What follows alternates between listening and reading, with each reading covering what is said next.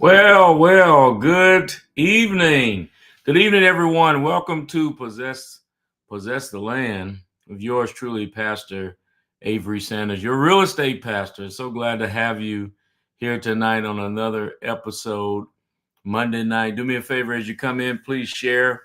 If you so desire, this broadcast is sponsored by Hope and Healing Worship Center, is also sponsored by Visionary Enterprises, LLC.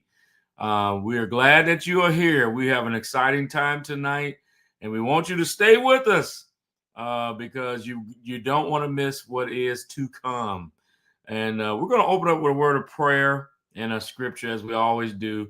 Heavenly Father, we give you praise. We thank you for another opportunity. We thank you for this moment. Lord, bless every participant. Bless the people that come in. Give us a word. Let there be something said that might help other persons, other businesses that are participating even on tonight. In Jesus' name we pray.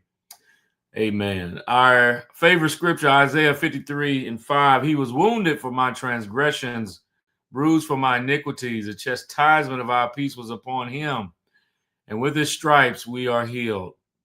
So I'm glad to have you tonight. Thank you for joining. I see some already on. Thank you, Roy Bowden. Good to see you tonight. Thank you, Jessica Alexander. So glad to have you tonight. And we're streaming live from Facebook, YouTube, from the pages of Hope and Healing, from Avery Sanders, and also from Visionary Enterprises, and other pages. As they come in, we're asking you to share. Tonight is going to be an exciting time. We have two very special guests that have taken their time to be with us tonight, and we want them to be able to share some good nuggets with us today. Jessica is a realtor as well, so thank you for joining, Jessica Alexander. We're so glad to have everyone here. I may not call all of your names, but feel free to put a name in the chat and say hello to us. Feel free to ask questions. So tonight we want you to ask your questions, and then at the appropriate time, we will answer questions on tonight. So thank you for joining one more time. If you could just share on tonight to your pages, to your platforms, and let them know it's time for you to possess the land. We have a passion for pastors and business owners. A lot of our men and women that are in business or commercial business or just churches, nonprofits, have a desire to do what they feel they called to do or led to do, but may not know exactly what to do, how to get started, what tools do they need, how to formulate boards, how to get in line for approvals, what does the bank look for?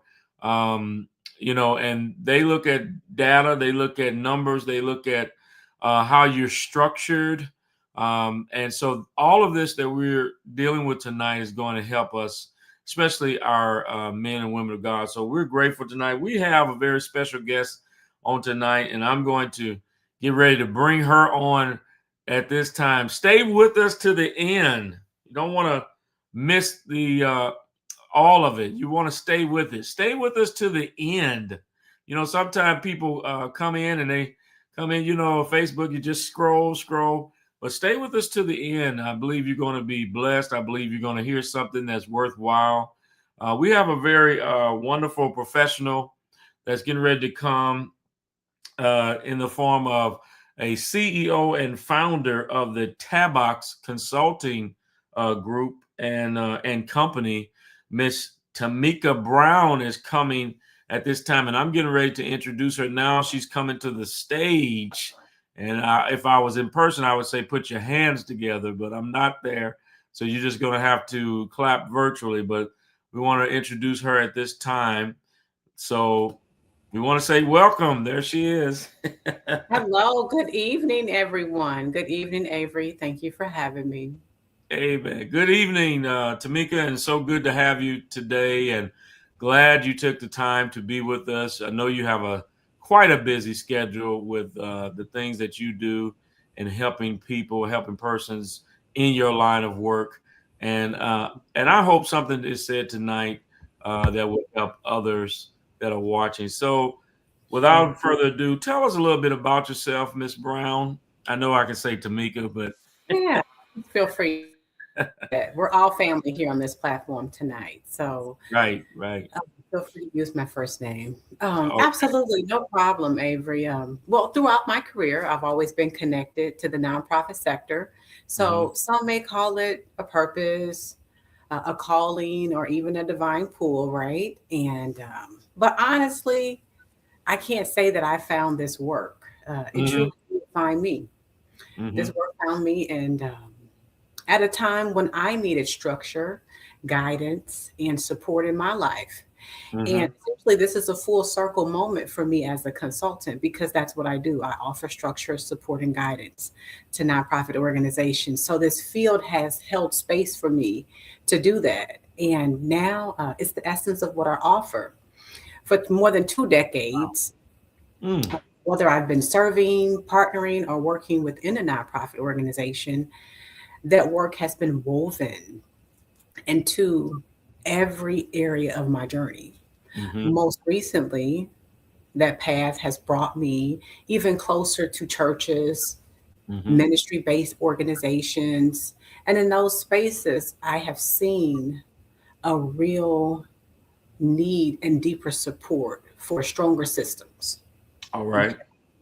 And so before I was ever in the role that I am in now, I was working in the trenches in programming in some areas of my life. And so I do realize that it feels like a one man island Mm. at Hmm. times. And that could feel what? Lonely, Yeah. isolating, um, because you not only have to provide solutions to whatever pressing issues that the organization or church may have, but I mean, whatever, you have to address the problem, right? Right. So Right. and that's what really has inspired me to do the work that I'm doing today. It's been incredibly meaningful, and it's Wow. exciting to continue uplifting the missions for those who serve as true pillars within the community today. Hmm. Hmm. And I can see the need to kind of rip the band-aid off a little bit and dig Mhm. into areas where it may seem to be a little bit, it's there, but we don't want to address it. Right. And I heard you say something about helping nonprofits with structure and all of those things. So, what kind of issues do you may come in contact with, such as common pitfalls or issues that you come in contact with when you're working with churches? And it's very good to know about this because we do this, and sometimes we don't want to talk about the nuts and bolts of things. Right. This The is ins true. and outs. We don't Right. want to talk about the structure. We don't want to talk about how we don't have this in place. Um, but what are some of the pitfalls that you come in contact with, whether it's churches or just nonprofit in general? Yeah. Well, there are several pitfalls that I see, but some that have been noticeable Hmm. um, is that just like you mentioned, they're not ready, Yeah, right? They're yeah. not ready. Another frequent issue is what I call going at grant grabbing. Okay, Okay. organizations focusing heavily on securing the newest grant, but they Hmm. don't realize how relying upon those grants or the same funding every year after year becomes a Mm. comfort zone for them. Okay. This often leads to very minimal effort in diversifying their revenue with Hmm. through individual donors or partnerships, corporate partnerships, or other sustainable income. A third pitfall that I think I've noticed over time that has been very noticeable that I see would be the lack of intentionality. Okay. Hmm. And what I mean by that is with selecting their board members. Many Hmm. organizations sometimes have the tendency to place their friends, their relatives, and that may work Yeah. starting off, right? Hmm. Yep. it Yep. it may just work. You may need a a filler and for a placeholder at that time if you don't Right. really have any professional constituents to rely upon or to place that can really support your board. Mm-hmm. But are familiar, they place familiar professional associates on the board without fully understanding the level of responsibility and Right. Right. commitment that is required for a board. Very true. And then this can Very true. ultimately lead, it can ultimately hold the organization back rather than help it Mhm. move forward productively. So Right. those are just a few of the things that I've noticed over time that may Mm-hmm.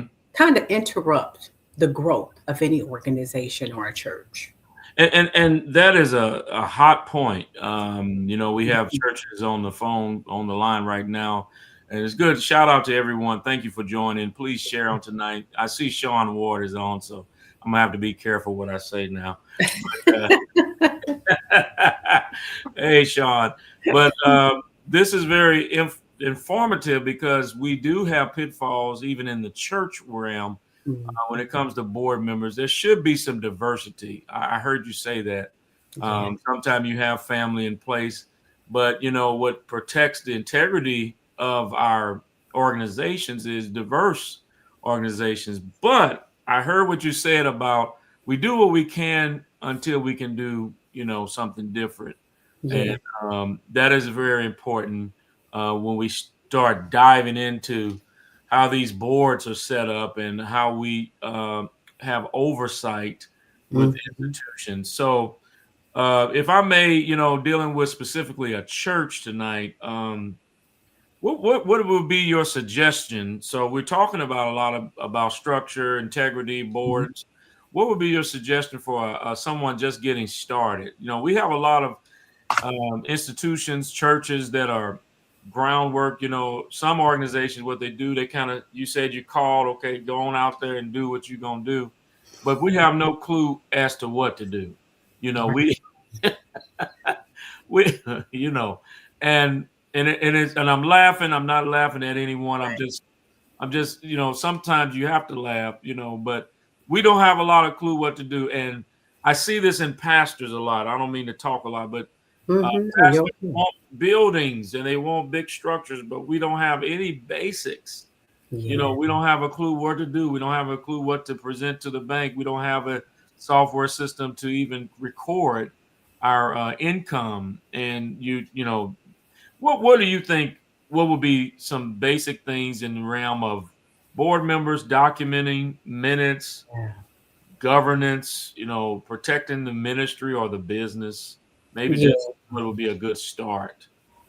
A I, good start, I think I've tried to break it down to the basics, right? We have to start with the basics, no okay. matter what, in order to build a strong foundation for any organization. And so I've categorized those into three separate categories. The first one being a very clear structure and purpose. Okay. Okay, very clear structure and purpose. That's A good. well-defined mission, a All right. well-defined defined vision, and a set of values under that umbrella. Additionally, clear roles and responsibilities Hmm. as it leads to every individual associated with the organization. Hmm. Because clear roles and responsibility eliminates confusion, All right. All right. eliminates conflict, Mm-hmm. right? Mm-hmm. Unnecessary conflict Mm-hmm. that an organization could incur. Mm-hmm. The next category would be strong governance foundation. All right. And that aligns with the bylaws, Right. policies, and procedures. Okay, because that sets the tone and the order for the organization. This Mm-hmm. is the guiding tool that they need to push and thrust them forward. Mm-hmm. So, even if a new leader comes on board and they have a different vision, which often happens, right? But Right. you can always refer back to those Mm-hmm. governing rules and Mm-hmm. that foundation. Okay. Also, under that umbrella, you would need meeting structures, like we just talked about, accountability systems. And people are like, okay, normally what's an accountability system? It could be something simple, Mm-hmm. project management tool that Mm-hmm. an organization could use to track tasks and projects and who they're assigned to hold those individuals accountable for the role that they need to fulfill Mm-hmm. as Awesome. support. Yes. Okay. Yes. Then Yes. you have ethical standards, right? Because you can't govern anything and have an organization without those. All Okay. right. And the last category, it's just really simple, Avery, and it's just the right people. Mm-hmm. And that starts with intentional recruitment based on skills, diversity, like we just discussed, Mm-hmm. and commitment, Commitment. Yes. because that's a huge one. Yes, it is. We all have so many moving parts in life. We all wearing several hats. And so while someone may be inspired by the mission of your church, Mm-hmm. they may not be able to fully commit in the capacity that you really need them. Right. And so during the recruitment stage, that allows for you to discover, okay, what does your time look like? Are you flexible in this capacity? Can Mm-hmm. you meet in the evenings? Do you um, are you traveling often? Do you have a 2-year-old at home, which may require you for you to be at home a little bit more often? So, and Wow. even so, if they have limited availability, you Mm-hmm. can position them on the board, Mm-hmm. and not in like a major role within that board. Mm-hmm. Maybe just a board member and not a board chair. Right. Right. So those are things to think about. And then, of course, training, ongoing development to ensure that members fully understand and grasp what governance, fundraising, and oversight truly means for that church and that organization. Wow. Now, Tameka, you said a whole lot just then. Um, but a lot of what you just said, I hear it in the banking industry. I hear it in the churches. One bishop I know, he preached and he said that we have an issue in the church. We have people who are capable but not faithful. Mm, Then we have people who are faithful but they don't have ability. And that's problematic in churches. And so sometimes what you were saying is very needed as we understand and do some some fact finding about a person's life. The thing that stuck with me is getting the right people. yeah. And that's so important. One of the things I hear all the time, even from their title companies when we're going to close on a deal, especially if it's an organization, where are the bylaws? Yeah. Where are the bylaws? They ask for it immediately. Where are the bylaws? And I tell churches, I said, where are your bylaws? Why are you asking me? Because I know the title company is going to ask you, and we Mhm. need to know it. But more than that, what I'm listening to, what I'm hearing from you tonight is we need it for the structure of the church. Yeah. So if there is a change in leadership, changing of the guards, that governance is in place. Yes. Yeah, we may change the vision, but the governance of the institution is in place. Yeah. And this is really good tonight. This is really good. Just want to say a shout out. I see my wife is watching. Hello, Lady Sanders. Good evening to you. Sonia Baker, good evening to you. Pastor Daniels, good evening. Um, so many others are watching on tonight. Thank you for joining, and I appreciate you sharing on tonight. This is some good information that you would pay probably hundreds of dollars to get, and you getting it tonight. Uh, Sean said, I told you she was good. I'm gonna stop commenting what Sean said, but he gonna mess up here. But so good to see you, Candy Owens. So as far as how do you respond now, let me ask you this. Mhm. 'Cause you really took us through that whole process, and I know our time is getting away, but how do you respond when people say, oh, we're just small, we're mom and pop, we don't really need a board, we don't need minutes, we don't need that, we just come in to have church, we come in to sell t-shirts, we're coming to start a program for youth. what do you say to these? And this is no slap in the face for anyone that's just starting or just are in this position, but Right. it's good to hear what we should do. What do you say to people who find themselves as three of us in church, it's five of us, it's 10 of us. We're mom and pop. We don't need none of what you're talking about. What do you say to them? Absolutely. Well, first and foremost, Avery, everyone has choices and preferences, Hmm. right? We all have choices and preferences no matter what aspect of life. And when someone isn't ready for the change being offered, that it's a clear indicator that they may not be ready at the moment. And that's perfectly fine.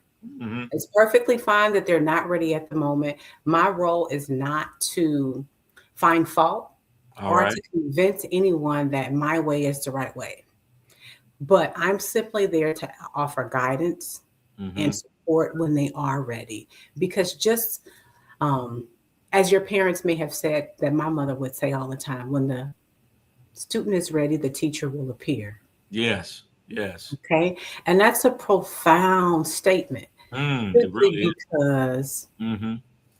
when the student is ready, the teacher will appear. So no matter where they are at that very moment, even if it's offering support with a quick conversation, a listening ear, and just some tools and resources to leave with them at the moment, That's good. That's good. that's what my goal is. The Okay. support, I think, is more effective and more meaningful when it's received by someone who is truly prepared to accept it.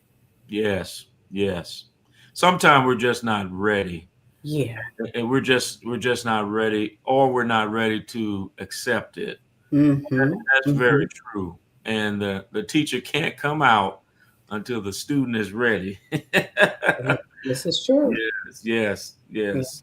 that's So very that's good because we live in a society where everyone wants to start, and I really can speak a lot to churches. I've seen big ones, small ones, and it really is a passion of me to help pastors get to a certain level to find buildings and worship centers and places of worship. But I try to educate as I go, and I've tried to tag even some tonight and say, hey, come on and let's just talk about a few things, because I'm sure Tameka's going to hit on some areas that you're dealing with right now.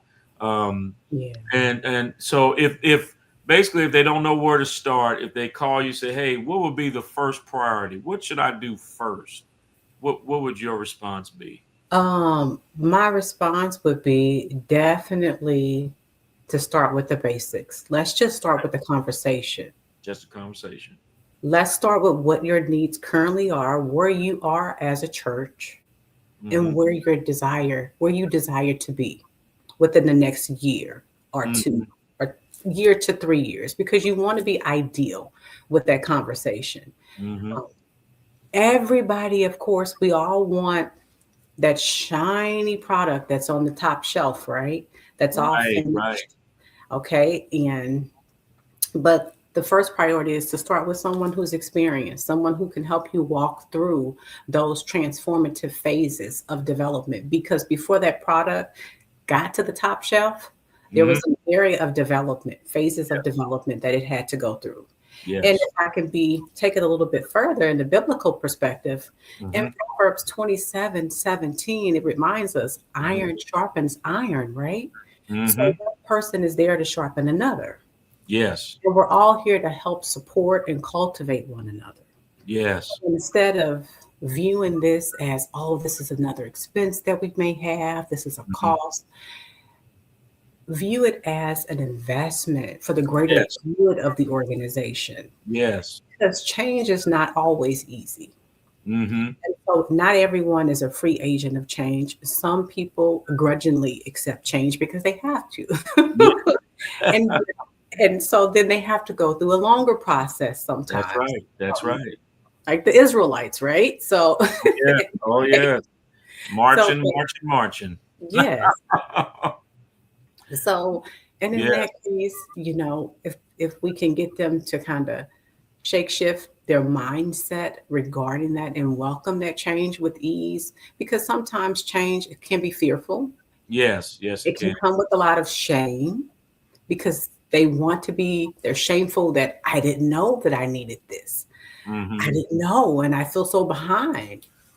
So, Oh, wow. starting with the basics of a Yes. simple conversation to reach out for support and help because there are people out there that can assist, I including myself. always tell people, yes, and that's very true. And if you're just joining us, this is Tameka Brown, the founder of is CEO of Tabox Consulting, and we're talking about the things that are needed for proper governance. We're talking about the where to start as a business, as a church, clear mission and vision, goals, values, ethical standards, and we talked about having the right people. And the question I just asked was dealing with where should they start first?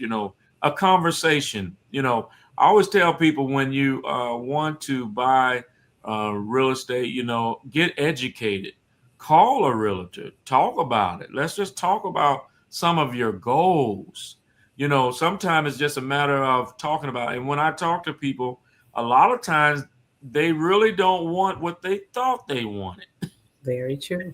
So I want a 5 bedroom with 3.5 baths. But when I got through talking, it turned out to be a 3 bedroom with 2 baths. Yeah, So very uh, true. because we had to talk about taxes and insurance, and we had to talk about Mhm. longevity, age. Do you want to climb those steps?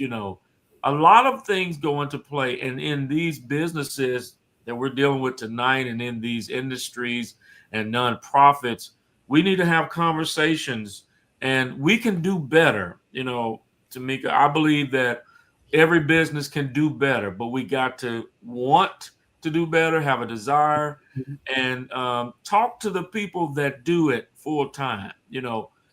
You know, Talking to you, I know you could add some value to what we already have. Mhm. But I have to realize that there is a need to add some value. There is a need. I may be doing things wrong. I may be, out of Mhm. place. I may have not thought about everything. So this is very good tonight and very high level. I worked as I'll say this, but I have a couple more questions. But I Yep. worked as a project manager slash business analyst in corporate, and everything starts with a vision. Yes. The CEO, the vice president sends down the request, and it's usually something like, oh, we need to add a button. We need to add something to the interface of whatever. Mhm. And they just give it to us, and then we have to work out all the nuts and bolts requirements of this thing, Yeah. and people Mhm. have to be willing to work with people. We have to be willing to work together to get things done. We have to be willing to lay it out, and trust the process. You know, Yes. I'm kind of piggybacking on what you've said, but Yeah. trust the process, and lean on people a little bit, even if we don't know, we just build on this. So it is a need. It is a need to for churches, institutions, nonprofits to, have a conversation with like you and talk about, things like fundraisers and missions. So when we Mhm. talk about that, just leaning segued into the fundraiser, what about aligning, fundraising, missions, outreach? Many boards struggle with clarity. um, you know, what's the guidance you can give? One of the things that helped me, helped Hope and Healing, is we had a strong fundraising effort. Mm. We didn't wait. We started early because we knew that it would be needed early, and we had a 3-point structure to it so that it could be attainable by all people. So what do you think? Absolutely. Oh, Well, I do feel like Avery that fundraising is without a doubt, it's a very strong foundation to start from. uh-huh. Simply because grants are essentially funds provided by foundations Mm. government agencies, or other organizations to support specific projects or Mm-hmm. initiatives. Mm-hmm. It's not to support the organization or the church. Mm. And that's what people must understand. Okay. Churches and nonprofits should know. They should know that. They should know that That's. grants usually come with clear requirements. They normally come with reporting and timelines, right? Mm-hmm. Mm-hmm. And they're really not a guaranteed source of income. Right. Right. You may have received a grant Mm-hmm.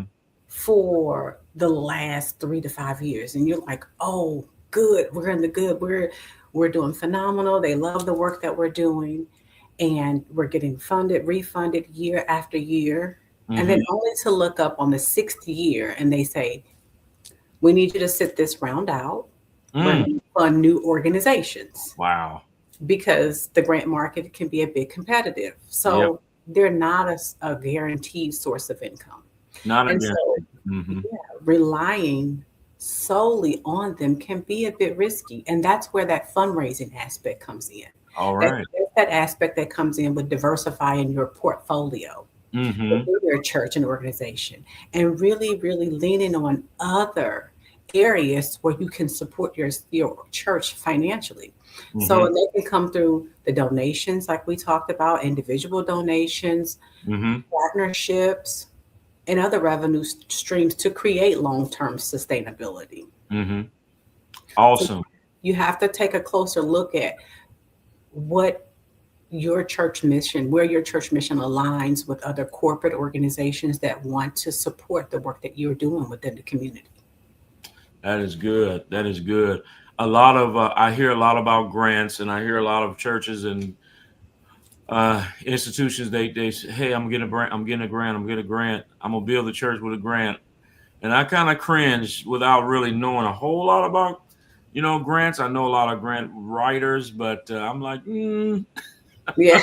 I think you need a little more than just a grant to lean on, and you bring that out tonight that, we gotta have diversity, even in an individual portfolio. Your experts always, Tameka, talk about diversifying your portfolio. Yeah. Never have all the eggs in just one basket or one widget. I'm just going to go with Microsoft. Well, Mhm. okay, but things happen with Microsoft. Things happen with Apple.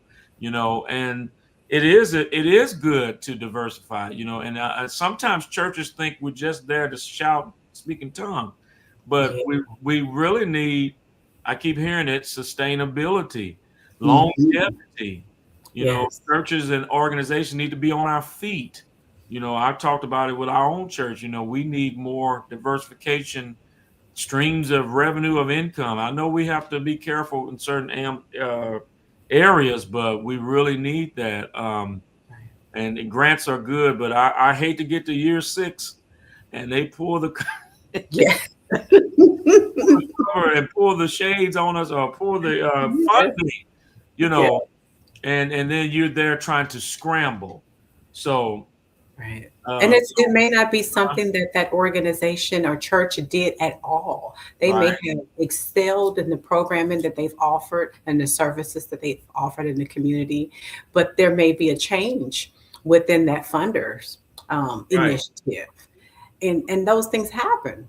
right, right. Because nonprofit and churches are growing at a rapid speed and a rapid rate.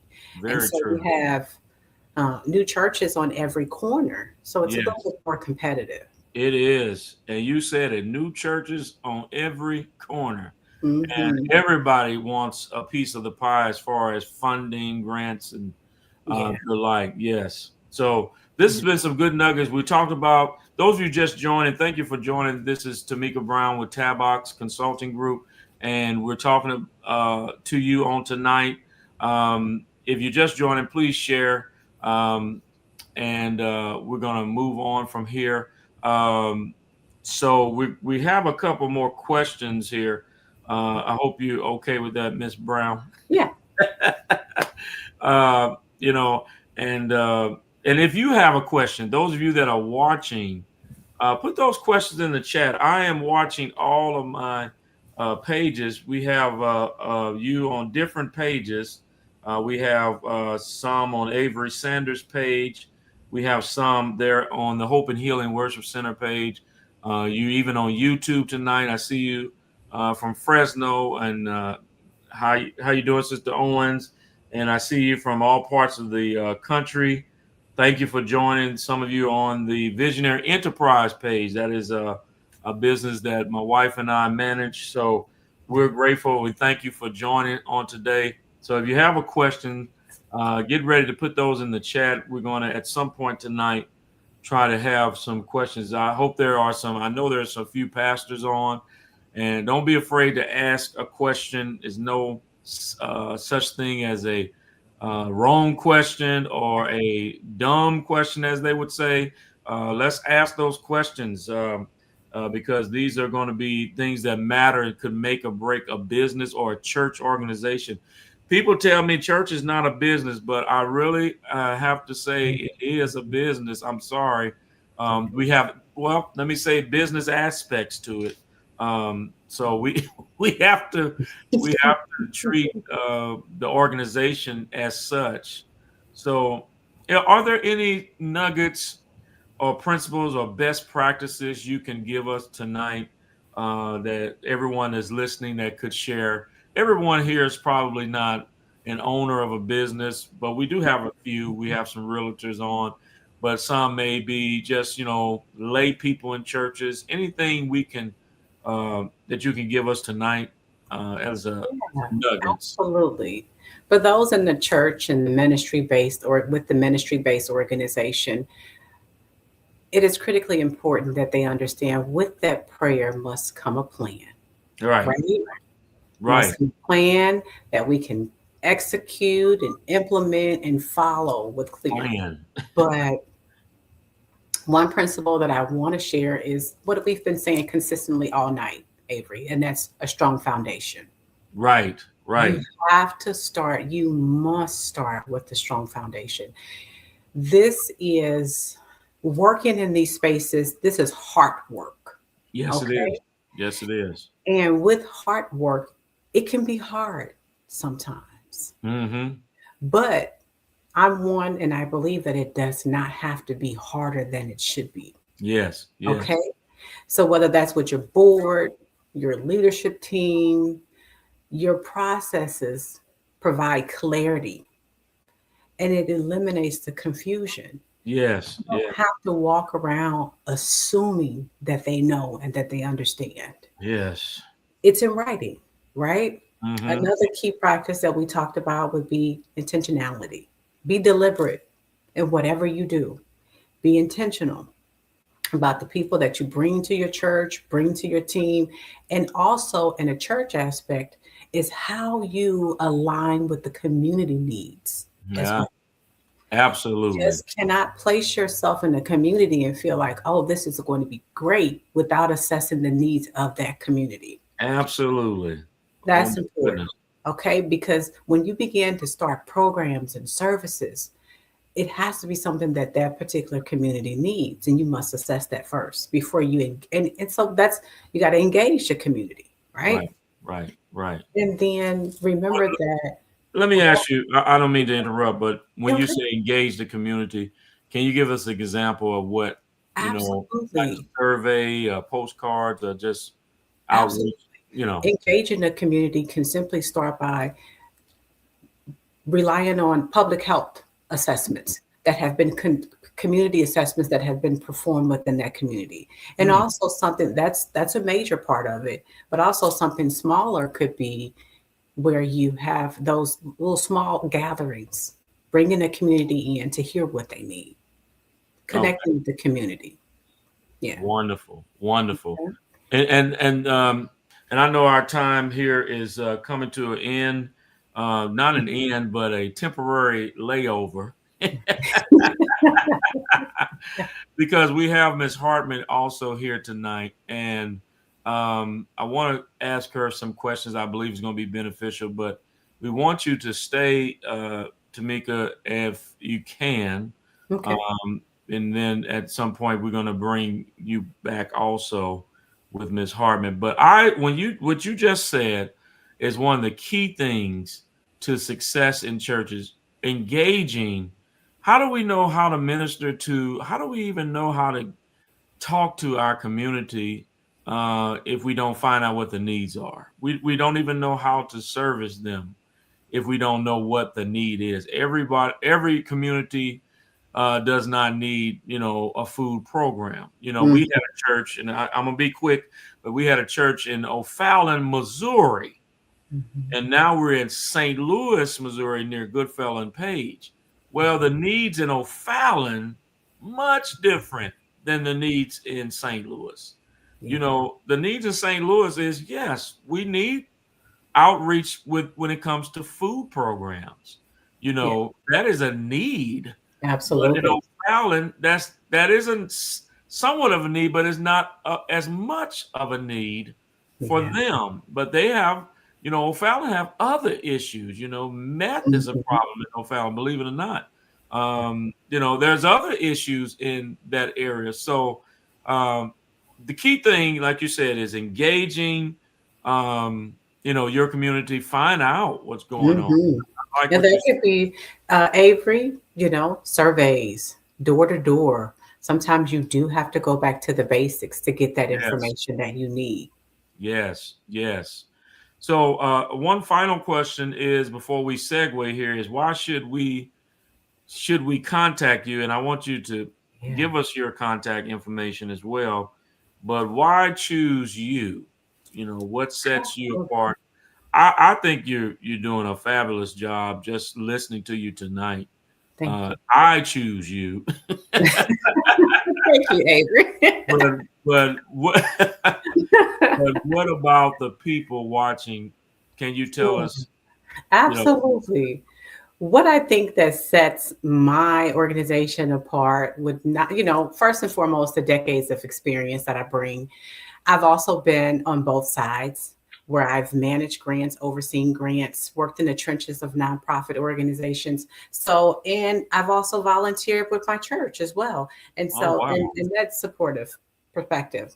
But wow, I do understand as a leader that it can often feel like a one person island, like I just mentioned. And yes, it may be difficult to have those conversations as a church leader with your board. And so that's where I come in at to help mhm, lead those discussions with warmth and to help them understand the importance because, it's just like kids sometimes. right, right, They don't listen to their parents, but there's a influential individual outside of the home that they respect. And you're like, this is the same thing that I've been saying to you, but as long as you got it right. said the same thing. It's like a preacher you invite into the church, Yes. and they come in and tell you one thing, and then people just fall out. Oh my Yes. goodness! And I'm looking at them as the pastor. Didn't I just tell y'all that last week? Anyway, I don't want nobody throwing nothing at me That's tonight. okay. But, so I'm there to help lead those conversations because All sometimes right, leaders can't do it because they fear of everyone fleeing the congregation all at once because of right, what was said, right? right. But um, in those conversations and discussions, my approach is blended with practical guidance with strategies designed really for long-term sustainability. That's the goal. Because just like I mentioned, churches and nonprofit organizations are pillars of the community and they Yes. act as anchor institutions. And so when Okay. those programs and those services and those churches leave, then what is the community left? Right? That's It's right. left there to fend for itself. So that's why they should choose me because I know what it is. I know what it feels like. Been Mhm, doing this work for an awful long time. But I think above all is that we should make the most out of this experience. mhm. Okay. You don't have to be well put together before coming to me. That's right. I'm That's there to support you along that journey. that's awesome. That is Yeah. great. And for those who would like to contact me, Yes. you can check out my website, www.taboxgroup, TABBOX group.com, or you can send me an email at info@taboxgroup.com. So either way, I can be reached. That's www.taboxgroup, TABBOX Mm-hmm. group.com. Email is info@taboxgroup.com. Is that correct? Yes, that is correct. Okay. All right. Well, we got it. We got it. Well, if you can, I appreciate your time, Mm-hmm. Tameka, tonight. And I'm going to have you put in the waiting room for a minute. And we're going to bring Miss Jamie Hartman on. And I really appreciate it. I want everybody to get your questions, though, for Tameka, so that we can also have those questions, that time and answer period on Okay. tonight. So Sure thing. thank you so much. This has been You're welcome. awesome. This You're has been welcome. awesome. You're Thank you welcome. so much. You're welcome. All right. So we have Miss Jamie Hartman is going. Wasn't that awesome? Oh my goodness. That is just awesome. The information that has been shared tonight is priceless, and I hope you stay with us to the end. And I knew it would be a little lengthy, but we're doing just fine tonight. We're doing just fine. And I want to now introduce one of the vice presidents here at St. John's Bank. She's been instrumental in helping our church, and a wonderful person, regular mom and wife like many of you, but she's such a professional as well. And I want to bring her on now, and that's Mrs. Jamie Hartman, amen, from St. John's Bank. So I'm going to bring her on now. Hello, Miss Hartman. Hello, good evening, Pastor Sanders. How are you? Good evening. I'm doing well. And you may hear me say amen a few times. So Amen. say, hey, you know the deal. Absolutely. And I'm so happy to have you here tonight. Glad you Thank were able to you. make it. Everyone is so busy, and we are appreciative of your time. Um, but this is serving a wealth of information to those that are watching. They are so wonderful, but we all need to be educated. And we just kind of want to get some nuggets tonight, so that we know how to start. So, can you tell us a little bit about yourself?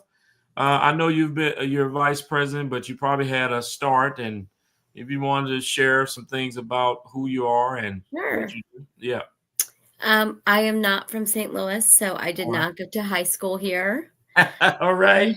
I That's the grew up in question we Dayton. all ask. Yes. I am from Dayton, Ohio, Okay. and met my husband at Miami of Ohio when we were both in Mm, college. He is from Chesterfield. okay. And so met him, and eventually he ended up finding the job, and we kind of circled around during his education and ended up Mm, down here. We have two daughters that are 17 and 14 wow. now, and let's see, two dogs, two kittens, and a tortoise. Oh, So wow. yes, we my husband's a veterinarian, so we have a lot of Okay. animals as well. Oh, nice. I have always actually been in banking since I was 18 years old. Oh, nice. A family friend gave me a wonderful summer job helping out in private banking at a small bank that ended up being bought out by Key Bank in Ohio. Mm-hmm, mm-hmm. And just really had a great experience there. And it's been banking for, I used to say I would not admit to any more than 25 years, but it's been Okay. Okay. it's been I about got 30 you. years banking now. Ooh, all right. And yeah, so I Awesome. have been very fortunate to hold pretty much every different position and all different ways of doing it. I love that because I feel like I have a very good handle on how to help people individually, how to Yeah. help their businesses. And I guess probably the interesting thing I would say that people always find a little fascinating is I don't think banking is interesting. Banking is not. But what is very interesting and what is very rewarding is helping a person or helping a business get where they need to go. Um, Yes. banking is not specifically fun, but what was fun, very much fun, was helping your church get where it needed to go, accomplish Yes. something that we needed Yes. to accomplish. I have always found that extremely rewarding. I enjoy what I do. And Mhm. so it has been a pleasure. I get to meet wonderful people like you along the way. Yes, yes. And it has been a great pleasure. And I will say this, even dealing with you, it's been very professional. You're very professional, down to earth, and relatable. And one thing about Miss Hartman, Jamie, she's going to make sure it gets done. I mean, we walked through a few things, right? but we got the job done. We So did. you know, I definitely appreciate that. So, as far as churches, I know St. John, it has Mhm, some history with helping churches, business, mhm. commercial businesses. Um, what are some of the things that are processes that really happen with that? As far as, and I know everyone doesn't do, loans. Sometimes it is line of credit. Sometimes it is a purchase, a Mhm. refi. So, what are some of the things that the bank maybe look for as far as a church is concerned? I know we can't say everything tonight, in one setting, but what is some of the processes that you would go through, if that makes sense? Yeah, what's interesting about a church, um, they are both easy and can be not easy to help. Hmm. They're easy in the case that typically churches do tend to have good financials Mm, and their numbers are good. It can be more difficult because the leadership can change and okay. does perhaps change more often. So it really helps if the church has somebody they're working with that kind of understands both aspects of that, the fact that you do have very good financials, and sometimes you can have a little more legwork on the back end Hmm. because leadership can change. Yeah. And so, as you're going through a process that could be a longer loan, longer deal, some of the leadership, a lot of the leadership sometimes may not be the same through the life of that loan. Yes. So Yes. it's, while your pastor, your priest, anybody may remain the same, you could have a couple different Hmm. secretaries, several heads of your boards that can change multiple times. Gotcha. Um, so you have a little bit of two layers, and that's going to be similar with a lot of nonprofits. Hmm. That can Hmm. be the case. Hmm. Um, it does help to have somebody that has worked has a little bit of experience with that. Okay. Mm. Okay. And it It's helps. the Hmm. financials tend not to be where you run into any issues Yes. Yes. with churches. That is not the problem. The struggle can be who can sign, how can they sign, Hmm. what are the bylaws, Okay. how are things set up for individual churches. Churches are a great example too of how unique Hmm. something that may be, we call the same name, Hmm. we call Right. them churches, but every one of them is incredibly unique. I can believe that. I can definitely believe that. And it's interesting tonight how you are saying things about bylaws and financials, and some of the same things Tameka talked about that we need to make sure we have.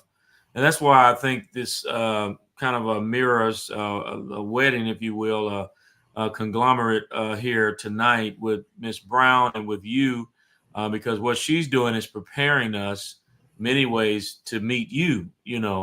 Um, the bylaws is something that I talk to pastors about a lot. In my position as a realtor, everyone wants to buy. I need to buy a church. I Mhm. need a building. I need to build. I need to build. I say, okay, are you ready? And I know we're going to need your bylaws. What are bylaws? Okay. So, we got to go back, to talk about that. But when we look at the rest of it, as far as qualifications, what are some of the things, especially dealing with commercial like churches and businesses? What do we need, or what do they need? I have a good idea, but as far as what about down payment, Let's say I want to buy a building, financials look good, but what kind of money do you expect me to have at the table? Am I going to need a guarantor? If that's the case, then where should my credit be? Do you have, if you can tell us a little bit about that as well? Absolutely. And so you brought up one of the things that is very interesting about churches in a lot of nonprofits. They often do not require a guarantor, and that is unique. So most banks will not require a guarantor for a church or most nonprofits. Now, that being said, because there's not a personal guarantee attached to the loan, there are going to be very specific sometimes in the other backup documentation that comes along. Okay. So bylaws are a good example of that. Who is responsible, who is in charge, who is allowed to sign. And it's not so much even finding out who can do it then, it's what is actually written in the code for the church of who is going to continually be the correct person that is going to be dealing with, because often that can change over the life of a loan. If you're talking about a real estate loan, you're often looking at a 20 or 30-year commitment. Yes. The pastor could very well be the same. That could be the case, but maybe not if you're going on 30 years. Right. That could potentially even be a pastor retire. And so it's really a matter of knowing that you have the proper documentation set up when you go in. That's something that's going to be asked for, because whatever bank or credit union you're working with is going to want to know, okay, should Pastor Sanders not be there for whatever case, who are going to be the proper people in line? Very good. Yeah, very in that true. instance. So that is really what they're looking for. The question is not, can Pastor Sanders sign today? The question is, in 15, 20 years, should Pastor Sanders have retired, something like that? If there's a new pastor, is that pastor going to be the correct person to sign? Is it going to currently be the head of the board? Is it going to be the church secretary? There are I've seen many different ways of how churches are set up. Right. And so that is really what is more important. And I think a lot of people focus on today who the correct person is. And of course, that's important. We have to have the right person today. Right. But you also have to have that right person down the road. Okay. And so 20 years from now, the loan comes due. And let's say that your church wants to refinance it. That's fine. That's probably not a problem whatsoever. But if you have retired, who do we need to deal with? Who is the proper person? Right. And it is always spelled out. It's spelled out in many different forms. Some church bylaws are written exactly by that church. I have a church whose bylaws is a published book that's 900 and some pages called The Discipline. And every church across the country that is associated with that organization, that is their bylaws. A 900 some page book is quite interesting to go through with the title company. My goodness. Oh my goodness. Oh my goodness. I'm going to ask for the cliff notes. Exactly. So it's very having your paperwork, set up, having the church just be prepared for that, and having your banker be prepared. Yes. It's amazing how what you're saying overlaps with what Tameka was saying in a lot of ways, that if we're just legitimate, substantial institution, churches have ethical standards and diversity, and in what we do, we're going to be ready to talk to you, and I believe the bank is going to be favorable towards us. And thinking a little bit further down the road as far as approval, is there a set, thing that we should, as some pastors may be on tonight, what amount, like a percentage? I've heard banks say 20%. I've heard say 25%, depending on if they want to purchase, depending on, situations. Is there a certain like down payment that we should look towards as far as purchasing, and any financial reserves? I don't want to get ahead of you saying numbers, which may not be If you're the case. talking real estate, Yes. you're typically going to look around the 80, maybe up to 90% loan to value. Okay. So that can look a lot of different ways. As far as down payment, if you are purchasing a brand new place, yes, you would need that additional then 10 to 20%, whatever that looks like, depending on your loan setup. If Gotcha. you were doing something like a refinance, if you're doing something like a line of credit, you can typically go up to somewhere in that 80 to 90% loan to value. You won't necessarily need the cash out of pocket Yeah. unless you want to pay closing costs. Okay. Now, closing costs, I always tell people there are fees that sometimes can throw off nonprofits, especially because the fees unfortunately still have to be charged Right. Right. because there's a lot of filing and a lot of paperwork that has to be done with title companies and within the bank, whether or not, no matter who owns the real estate, you have to pay the same fees for the filing and UCC chart, all those things. Okay. That can run anywhere depending on what kind of title company you use and how elaborate your deal is. Gotcha. I would tell people that can run anywhere from 500 to a couple thousand. A couple thousand would be high, but I would warn them it could potentially happen depending on how big a deal and what you're looking at. Gotcha. Most places will allow you to put that on to work that into your deal. So that is entirely up to the church if they want to pay out of pocket or if they want to roll that into the deal. Most places will allow you to do that. So it's an option. It's just something that sometimes comes as an unpleasant shock. Got you. Now, this is very informative because we, and everyone that's on tonight, it would be so nice if you tag a pastor.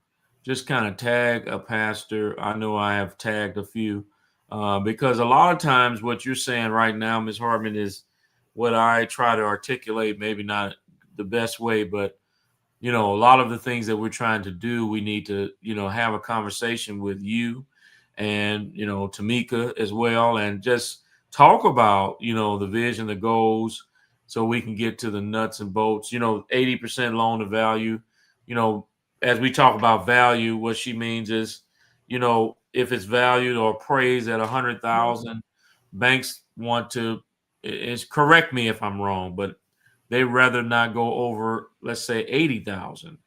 And then you come in with 20 or 10, depending on the situation. So, correct. Yeah. So, it's not as bad as people think. We just have to give it a try. And it's knowing it going in. Yeah.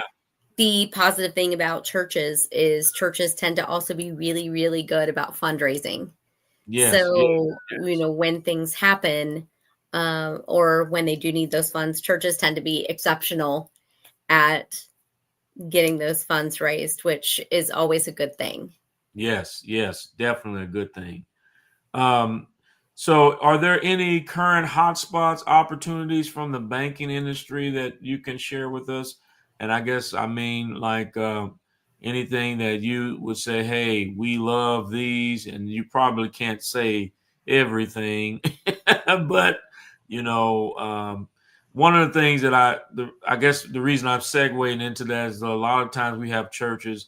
I've sold buildings. People have buildings. I've helped the pastor get a building that was not a church building, it was just kind of a building, not like your traditional churches. Any issues with that, or any No, issues with things like that? no. The opposite could be more of an issue. Single-use buildings Oh, can okay. be much more of a problem. Gotcha. This doesn't tend to be an issue when you're talking about churches. Yes. The physical structure could be used for something else. Car washes are a good example of single-use buildings. Gotcha. Not really a whole lot you can do with that building Right. other than a car wash. So that's an example of like a single-use building. So churches tend to be lucky in the fact that their real estate they're dealing with tends to be extremely multi-use. You could use it for many different things. Gotcha. So, And, yeah. something that I think right now is really important for churches to consider, a lot of businesses, but um, I find that they tend to wait until the need comes up Hmm. to perhaps get set up with Okay. a line of credit or something like that. The nice thing I really like for line of credits for things like churches is they are good fundraisers. Yes. So, a church I worked with a couple months ago needed a new roof, needed a couple new HVAC units. There were a couple things they needed. And they started fundraising and they started the process of getting a line of credit. However, anything when you're dealing with a commercial real estate, it's not a week process. It's not a 2-week process. Mm-hmm. It does take some time. And some of that is completely out of any bank's control Mm-hmm. because you have to look at getting an appraisal and you have to look at getting title work on there Okay. too. So not only are you dealing with the financial institution and their timeline, but you also are dealing with some external vendors and their timeline to close. Yes. And so I know I was dealing with that church and it was, well, they're wanting to put the roof on, now they're wanting to do this.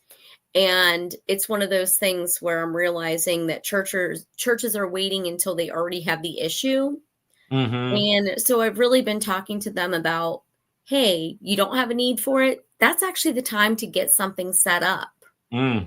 to go ahead and be ready for that, because churches are exceptional at fundraising. However, you can pay for that roof and go ahead and fundraise, but Mm-hmm. you already have that line of credit in place to put the down payment on, to Yeah. get the roofers out there, to get them going.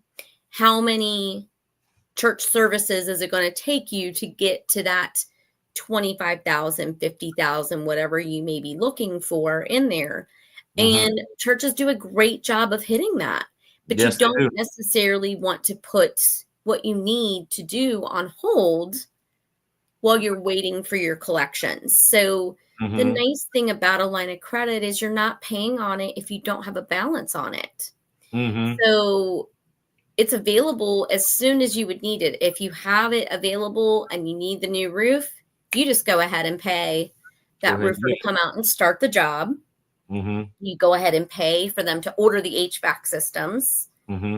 and set your appointments, because often you have to put, say, 50% down or whatever it is. Right, And right. you do that with confidence, and then you do your fundraising. So they tend to work really well for churches. You don't have a Yes. balance for very long. It's usually an extremely short time, Mm-hmm. a couple months at most.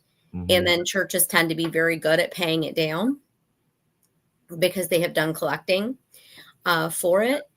But I find that it is extremely convenient, one, to not have to go to the bank every time you need to put Right, some right. funds for something. It's You already kind in of, place. Once you've done it, it's there. it makes And it lets you get workers going when you know you have a project that needs to happen. You can do it on your timeline rather than having to wait on a collection timeline. Wow, wow. And when you explained that you don't have to wait till you get the leaky roof, or wait till a problem occurs to get that line of credit. Now that's some good forward thinking. I call it forward thinking. Just thinking ahead because things are going to happen in churches, right? Absolutely. Well, you know about our building. I mean, we like to believe it's a really solid building, and it is. But things happen. Furnaces go out, air units go out, and things happen. So it's really nice to have something there. So when it does, hey, we can call the HVAC guy. Hey, come on out. Churches are large buildings. Yes. Usually, and they're also in many cases older buildings. True. Because they have been around for quite a while. Yes. And so maintenance is going to be there. Yes. It is going to be needed. Yes. And even if it's not maintenance, it could be something such as one of your parishioners or one of your congregation that needs help. And they may need help right then. There may be something that needs to happen or be done. And knowing that those funds are immediately available and there for you, rather than having to wait until the next service and see what can be collected, can also be very reassuring for the church. Right. Very reassuring. Yes. This has been really good. It helps to give us some perspective from the banking perspective and from your position as well. So I only have a couple more questions, Ms. Hartman, because I know our time is getting away. and I've told to Ms. Brown, I said, hey, I want to bring you back, see if there's any general questions. And I say to the people that's watching, please put your questions in the chat. I don't see any right now, but I do see some good attendance going back and forth. So a lot of engagement is happening.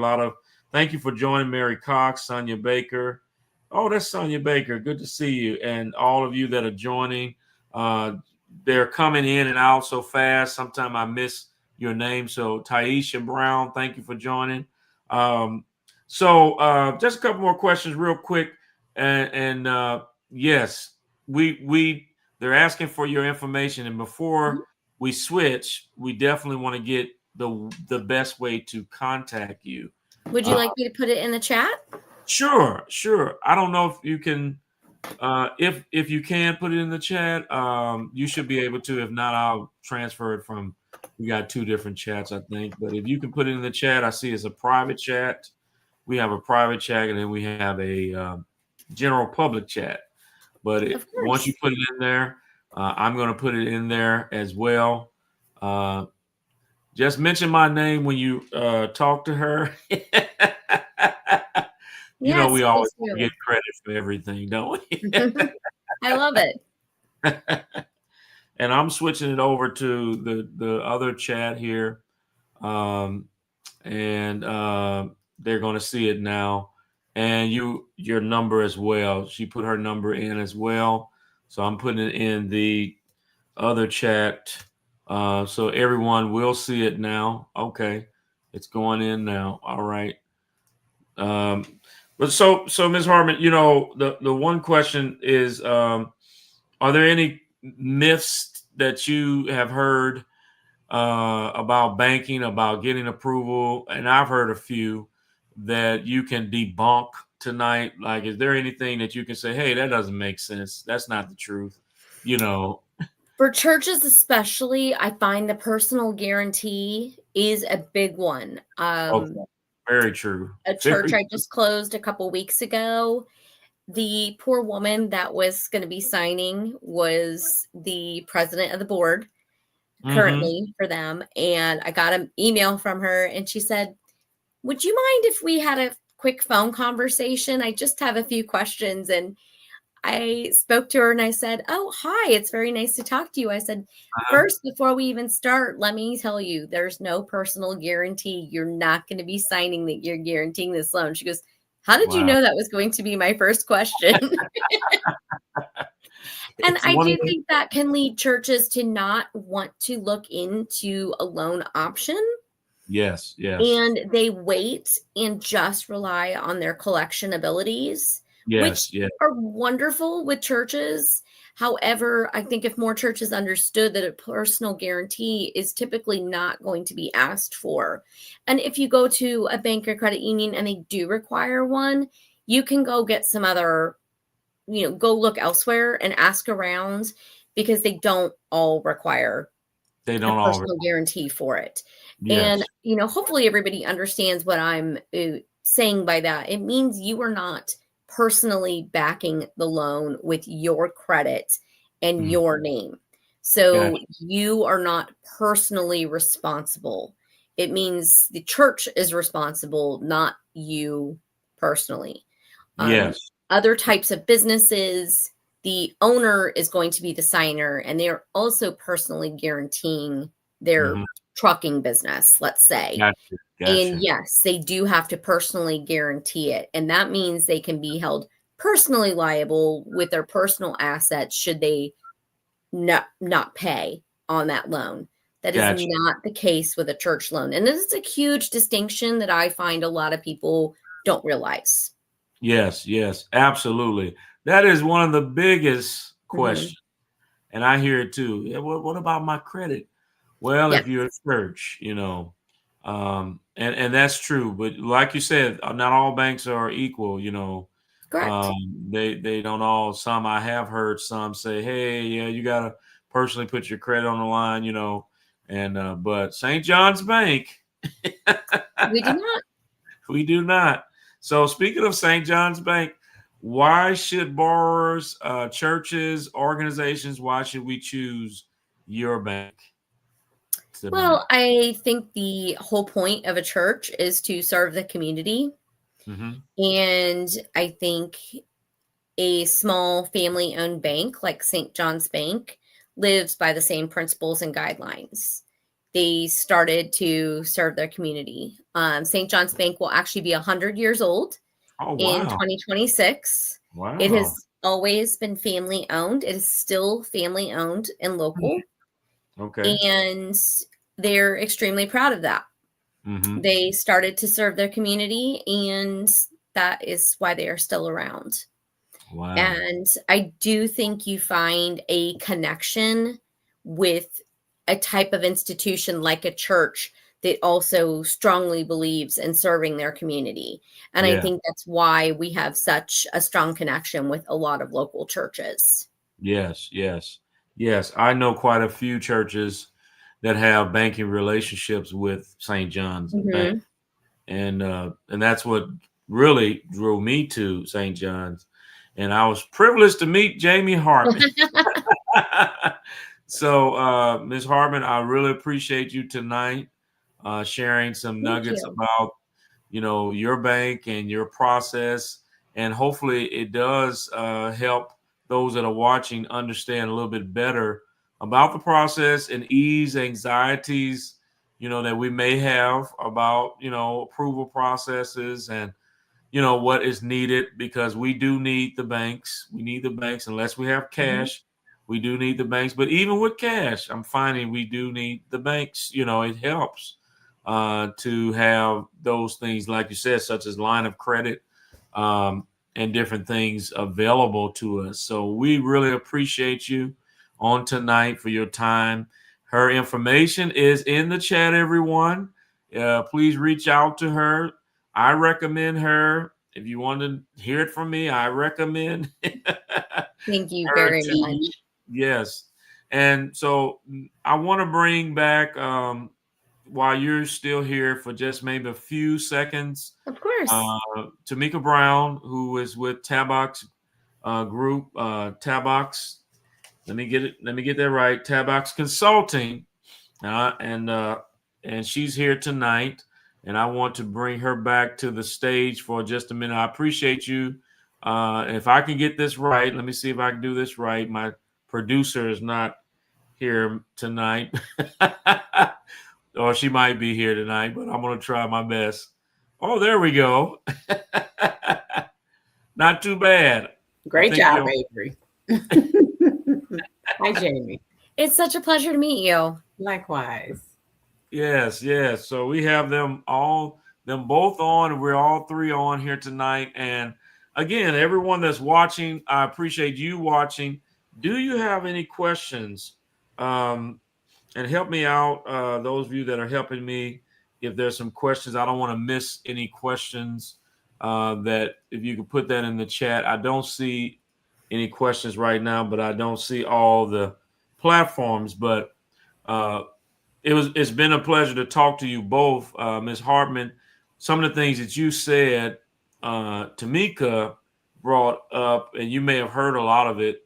She talked about, we talked about getting established with our boards, understanding bylaws, understanding the governance of, that will stand even if a pastor resigns. And I think you talked about the resignation may be an issue. What does the bylaw say in that case? We do have one question. Looks like, do the board need to be established before getting a loan from the bank? That is a good question. Thank you, Sean.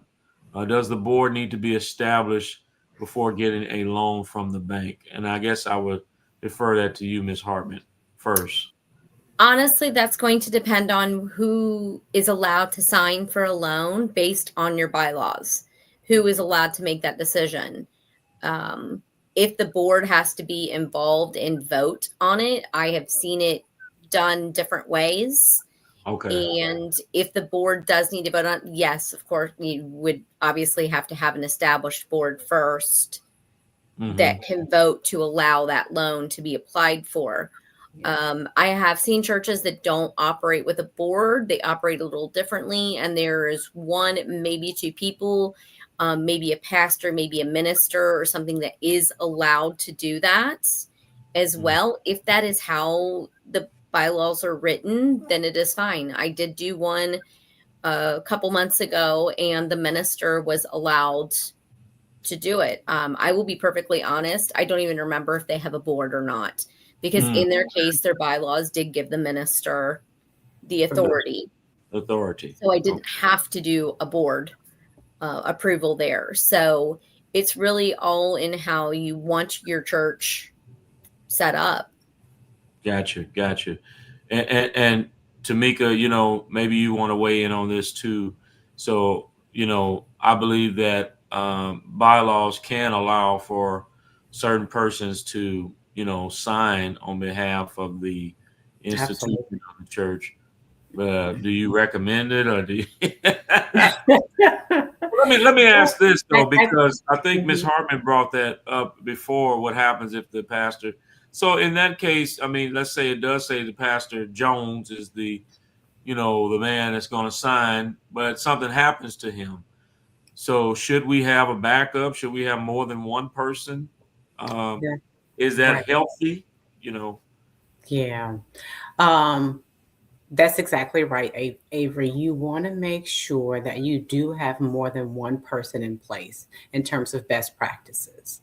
If you have one leader that's responsible for every aspect of the organization, you're putting the church in a very vulnerable position. That if that person leaves or disconnects from that church, then no one else has that information. And we all know that if you take on a position, that transfer of knowledge is critically important. And if you don't get what the predecessor had, then there's a strong possibility that you don't know everything associated with that church. So having someone else and establishing a board helps to create a stronger foundation. Not to say that I think having a board sets a stronger foundation, but I have seen some, just like Jamie mentioned, to be very successful with just one sole member. However, some of those have revisited that conversation, like, okay, we do need to have a board available to step in. I cannot agree enough. Yes.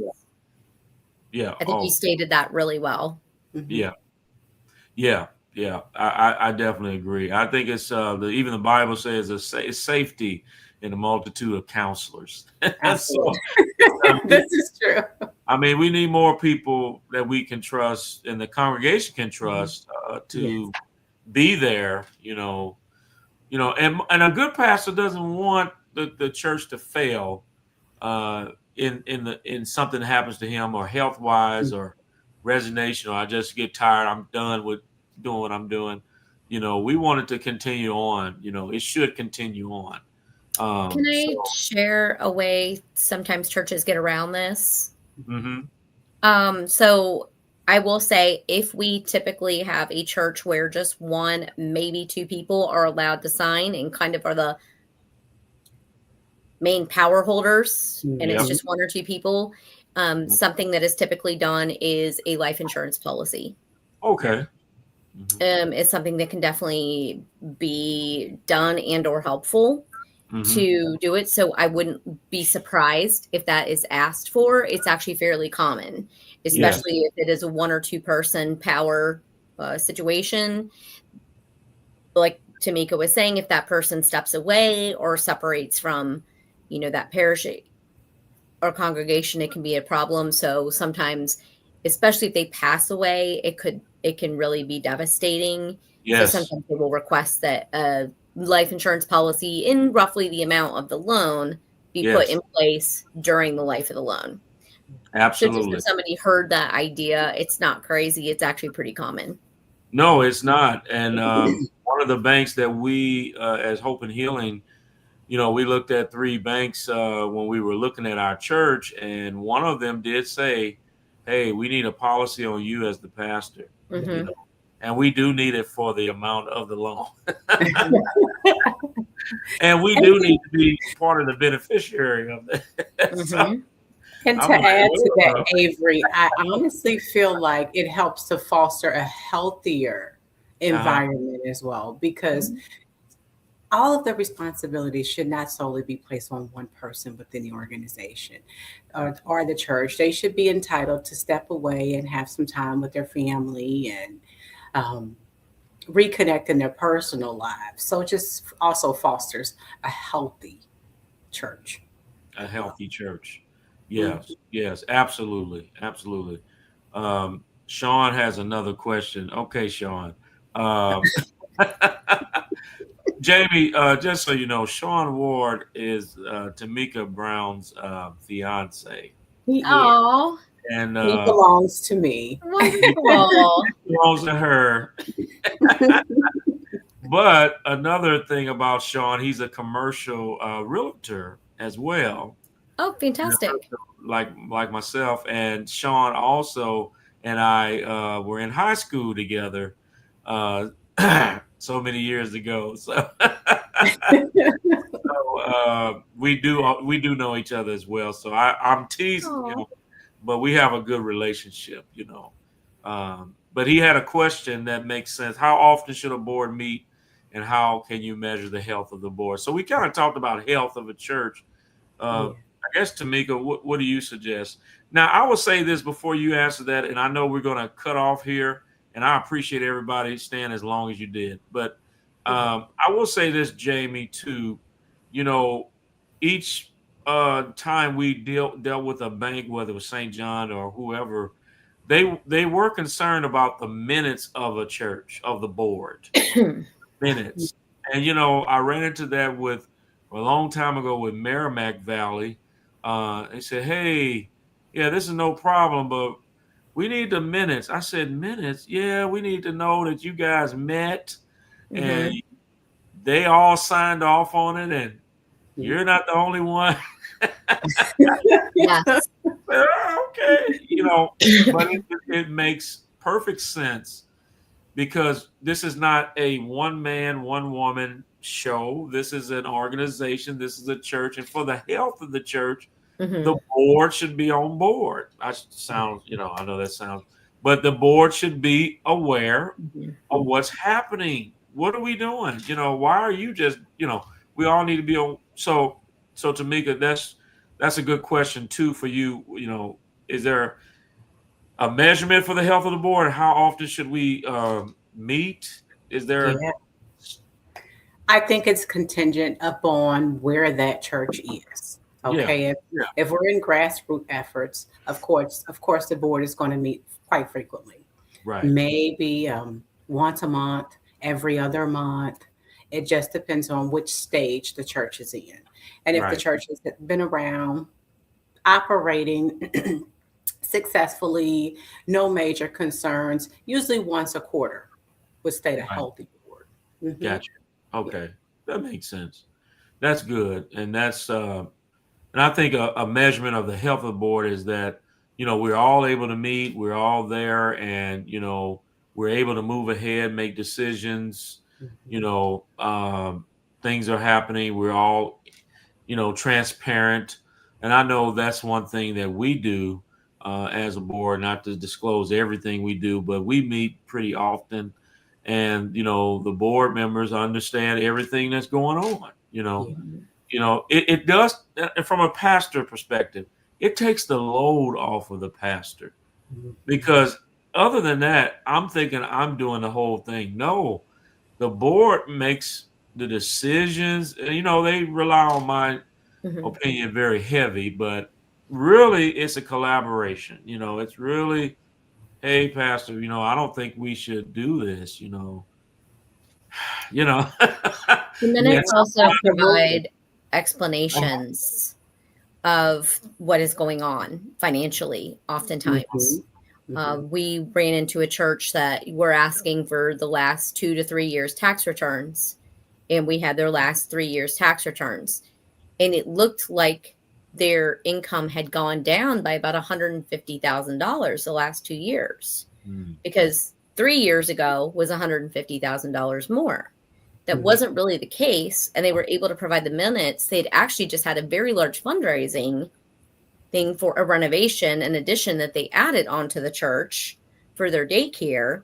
And it wasn't really that their funds had gone down at all. That was abnormally high 3 years ago. It wasn't that there was any right, drop. right, It went back to right. normal. They were able to provide board minutes to show also that was the reason for Yeah. that. And The that's that solid governance foundation that we Gotcha. were talking Right. about, Avery. Yes, yes, yes. You're Those are the providing a records. backup. Supportive records that you can Yeah. supply to help advance the Even the mission. black and white numbers don't always tell the full story. So the minutes really Yes. help, especially in an instance. Churches are really good example of a business. The numbers can be all over the place, and that's not necessarily a bad thing. You Mhm. can be raising money for somebody. You could be providing money to help somebody. Churches have a lot of money and a lot of moving parts that go on, and those minutes Mhm. help tell your story. The minutes help tell the story. Okay. That Mhm. makes a lot of sense. And, yes, the governance of the church, those minutes, the bylaws, all of that helps to Mhm. move us along here. This has been really good. This has really been good. I have one question. I think it's more so for you, Jamie. And they said, I just saw it, I'm sorry. When preparing to purchase commercial property, could you list the top 4 or 5 items, documents required when starting the process? Mhm. What areas can a church start working on in advance, even if you are at least 3 years out of purchase? How does the church begin establishing credit? And I'm not sure how you look at credit. So it's kind of a 3-part question there. But Well, a lot of churches don't even realize that commercial credit cards exist, even for churches. mhm, Mhm. And that is something that is a great everyday item for a church to have for the yeah, small incidentals. Somebody has to run to go buy toilet paper, yeah, for the church. It that's can be right. put on, the church credit card. Of course, you want to pay that off each month, but what that does is start establishing a really good credit history for Okay. that church, and it doesn't make people have to take the money out of pocket Yeah, and they get reimbursed, which can be very uncomfortable for some people if right. they don't have the funds to wait for reimbursement. Hmm. Everybody's congregation is different. So saying, hey, run to the store and get cookies for 500 people for the whole weekend that we may have in and out of services this weekend, that may not be doable for every single person. So True. having that ability to say, you know what, here's the secretary, she's got the credit card for the church, she can go purchase that.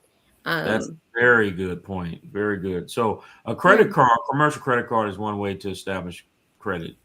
Yep. it's a Uh, good first beginning step. for a church to establish some credit. And if you're 3 years out, that's a great time to have it. You could have that commercial card for a couple years and be establishing a nice relationship with a local bank. And then that could be a great relationship when you walk back in a couple years later and say, we're ready to move forward then with a larger project that you have in mind. And I think, Avery, that goes back to what you mentioned earlier in the podcast about operating as a for-profit business. That would certainly be something that a for-profit would do. So churches need to begin to adopt that mindset. Yes, yes, absolutely. And dealing with that card, and I know it gets good at the end, don't it? But dealing with that card, thank you, Sonia Baker, for asking that question. But dealing with commercial card, I have a slight testimonial when we were going back to our church, when we were buying the church, initially 3 years ago. Before we bought the church, I told the congregation, I told the board members, I said it would be good for us to get a commercial card with a bank that we want to keep in relationship with. And we did. We got it with Merrimack Valley Bank. That was the name of their bank at the time. They soon merged with Montgomery Bank. So Merrimack Valley, we kept a relationship with. Now, what happened is when we got to buying the church, the bank that we were going with said, "Oh, we're on a lending freeze." I'm like, "What? What in the world? We're ready." But it came to my mind, you have a relationship with Montgomery Bank. And we did. We had a commercial card that we paid all the time. We used it, paid it, and we kept that relationship. And they said, "Hey, we're ready. No problem. Send us everything you need." And just like that, so relationship banking, that is so important. And I'm glad, that came up because that credit card became a relationship for us. And we didn't even save our money with them. We saved it with another institution. But they were like, "Hey, we're still okay with you." They like, "We see you took the money out and and put it somewhere else." But that's because they weren't giving us an interest rate that we like. But anyway, long story short, yes, I definitely am a fan of what you said, Jamie and Tameka. So we can't hold you all night. The last thing I think is if we can get your information again, someone, Mary Cox, thank you. Can we have Jamie Hartman's information again? And Tameka Brown, can we have your information again? And I know someone that's helping me tonight. Would you please put those in the chat so that everyone will have it? That would be so great and awesome. I'm putting my information in the chat. Okay, there it is. So I'm going to put this again in our chat, but I'm going to say it, and I'm going to put it in the chat. But for Tameka Brown, the website is www.tabbox. That's TABBOX group.com. TABBOX group.com. That is the website for Tabbox Consulting Group. And you can email her at info@tabboxgroup.com or 314-684-9663. 314-684-9663. Now, I tell everybody that I pastor, I say, you can call me anytime, any time of the day. I may not answer your call, but you can call any you can call any time of the day. But please don't call after hours. That's just me. But that is her information. And then once again, I'm going to give you I'm putting it in the chat as well, and someone else can put it in the chat that those that are watching with me. Jamie Hartman of St. John's Bank. Her information, telephone number is 314-779-7259. 314-779-7259. All right. And you can also, I'm putting that in, you can also reach her email at jhartman, HARTMAN, at stjohnsbank.com. Now, Johns is with an S. stjohnsbank.com. And she will respond. She always responds to my many many requirements and texts and emails, which I'm slowing down, Ms. Hartman. I'm slowing down. It's the Christmas season. So we're gonna give everybody a little break. So please reach out to them and start with them. Don't start with everybody else in town. Start with the people right here and let us help you. And of course, I'm Avery Sanders. I'm a commercial and residential realtor. Avery.Sanders at cbrealty.com. My number is 314-526-9437. 314-526-9437. You can call me, reach out to me for all your real estate, commercial, and residential needs. And I'm now licensed not only in Missouri, but in Illinois. So we're going to be dealing with Illinois as well. So reach out to me as well. So anyway, I've held you all long enough, and I want to thank you for your time. I really do. Thank you for your time, Tameka. We appreciate you. It's been a pleasure. And thank you, Jamie, for your time. We appreciate you, and it's been a wealth of knowledge from the both of you tonight. So thank you. So with that conclusion, this is the Possessing the Land with your real estate pastor, Pastor Avery Sanders. And remember, it's time for you to possess the land. I want you all to have a great evening and have a wonderful Merry Christmas. If we don't talk to you again, amen. Thank you, Avery. You as well. Thank you. Have a good holiday. Blessed holiday, Jamie and Avery. Thank you for having me. You too. Thank you. Have a good day. You too. Bye-bye.